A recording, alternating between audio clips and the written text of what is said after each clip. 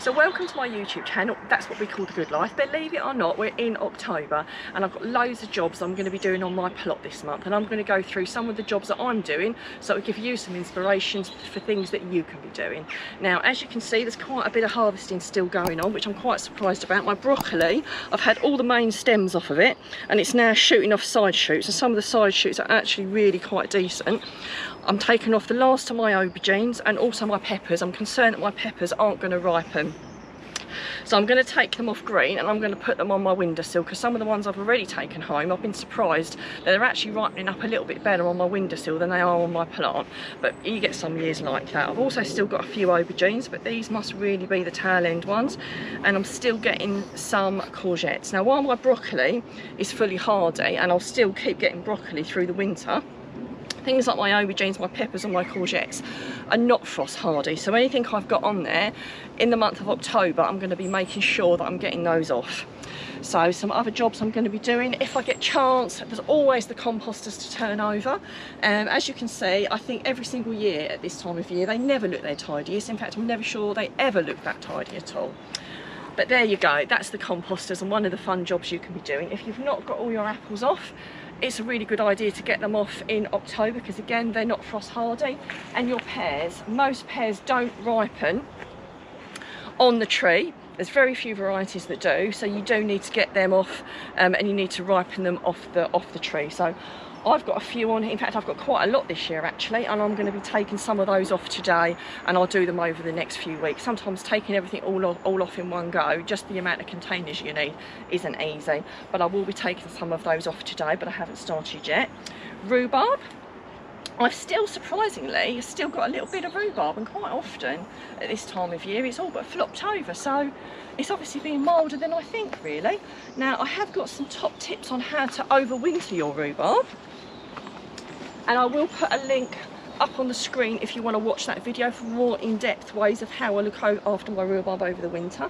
But something I'm doing today, because I'm going to be moving and I'm going to be having to give up my allotment soon, and I'll be starting up a new plot somewhere else, is I'm going to split my rhubarb and take some with me. Now, it's a really easy thing to do.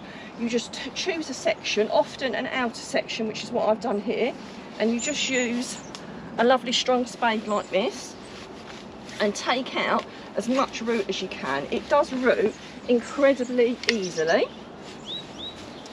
so it's not a difficult thing to split and take with you. Now, usually I'm getting a piece of rhubarb for a friend or a family member, but actually for a change it's for me. So you just need to break the roots right off, which can be a little bit tricky. But there we go. It doesn't matter if you've broken a few off, it really doesn't matter at all. Now, you've got two choices. If you know where you're going to put it, you can just pop it straight in the ground and water it in and put a bit of well-rotted manure around it, or you can just pop it in a pot and just keep it in that until you know where you're going to put it.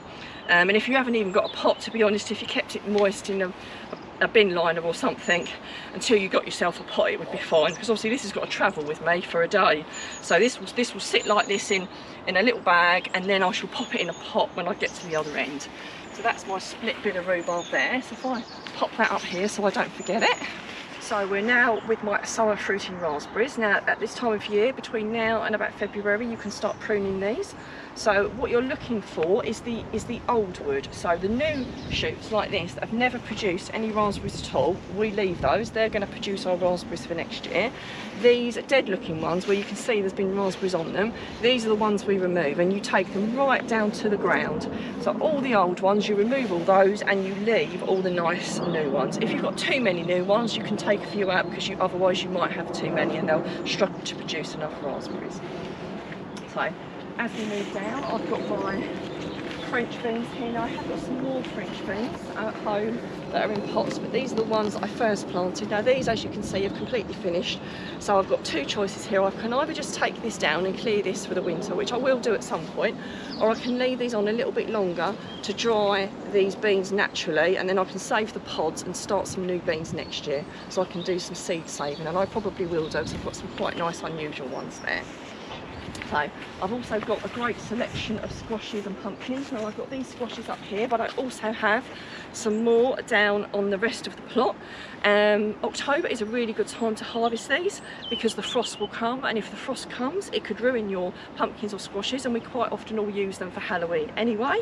I have a full video on this if you want to learn how to harvest squashes and to store them really well. I will put a link up on the screen and one in the description, and you can watch that video and get some further detail. My courgettes, as soon as the frost hits, I will lose those. In fact, they're already starting to look a bit tired, but I just leave them for as long as I can because you know, sometimes it can be quite mild. So I will leave the plants, and if I get a few odd small ones, then all the better. You can never tell what the seasons are gonna bring. So as we move down, I've got some fantastic peppers. I've been harvesting loads of peppers. These are just a small selection of them here, but I've got a whole bag full of them to take home and to share. Now, because we're getting a little bit towards the end of the season, they're not going to ripen up on the plant, and when the frost comes, they're going to ruin it. So I've been taking them off, and I'm going to pop them on my windowsill to help them ripen, because some of my others have ripened on the windowsill really well. So that's a job I can be doing. And if you want some great tips on how to grow really great peppers, I have got a video on that, and I will put a link up on the screen and one in the description for you to watch that too. Aubergines, another thing very similar. You know, if they're outside like this, and even if they're in a greenhouse, it's only going to keep them warm for so long unless you've got it heated, of course. So again, any aubergines that you've got, you need to be getting those off because the frost would really adversely affect those. Again, I've had a really good season growing my aubergines this year. Really chuffed with them. I actually started these ones off from seed, but you can get some grafted plants as well. And again, if you want some top tips on how you can grow aubergines next year, there will be a link up on the screen and one in the description to give you a little bit more detail on that, rather than me waffling on this video. So there's plenty of other things you can be harvesting. I harvested some spring onions earlier. I've got a lovely lot of kale, so your spring onions are fully hardy, you don't have to worry about those, as are your kale and your brassicas. They're all very hardy, but lots of things you can be harvesting. I've got a lovely amount of leeks here. Again, I'm harvesting these at the moment. I normally do a bit of a row at a time, and I try and get them all up by about February or March time, otherwise they might start to bolt. But again, fully hardy, so that's a really great thing there. Weeding, of course, as you can see, I've been doing a little bit of weeding, and there's a lot more weeding for me to do after this video. And obviously I've got my status flowers here as well. Now these won't take the frost, so any that have come out, I shall be cutting some of those off to take home. And these, well, we'll just have to see how these go. Now my Cape gooseberries at home did really well, and they were in the greenhouse, but these ones, we'll just have to see whether any of them ripen enough for me to get any. You'll have to make sure you subscribe to see how these get on. Now there are some other jobs you can be doing as well. So I've got my Jerusalem artichokes over there, and I need to cut those great big long stems off of them about this time. So because they lay dormant in the ground, and you can dig them over the winter, they just need to be out by the spring, otherwise they will sprout. I've got plenty of spinach that I'm harvesting, and carrots, and like carrots and your beetroot, I quite often just leave them in the ground and harvest them as I need them. And something that you must get up are your potatoes. So today I'm going to be digging all my potatoes up, and I'm going to be putting them in a hessian sack and storing them in a cardboard box in a cool dark place. Really handy things to have, hessian sacks. I have quite a few of these, and they do a really good job. If you haven't got any of these to store your potatoes in, I will put a link up on the screen and also one in the description. And that moves me on quite nicely to ground cover and green manure. Now when you start digging your potatoes up, you start having spaces about October time. Now you can put some green manure down, but something I quite often do is I put the weed suppressant down. So once I've finished digging all my potatoes, which a whole section will be clear by the time I finish that, I'll lay that weed suppressant down, and I'll leave it down on the ground, and I won't lift it up until the spring when I start to work on it again. I will generally remove most of the weeds, and I might put a little bit of manure down before I put the ground cover down if I get a chance.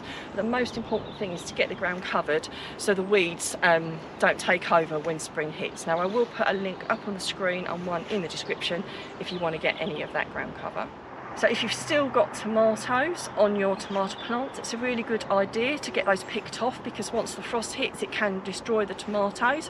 I've picked all my tomatoes off today and I haven't got that many green ones, but the ones that aren't ripe I will just pop them on my windowsill and I'll let them ripen. But obviously if you've got lots you can always make some chutney if you want to. Another thing to bear in mind, if you've got things in your greenhouse, as the days get a little bit colder, it's worth shutting the door on colder days.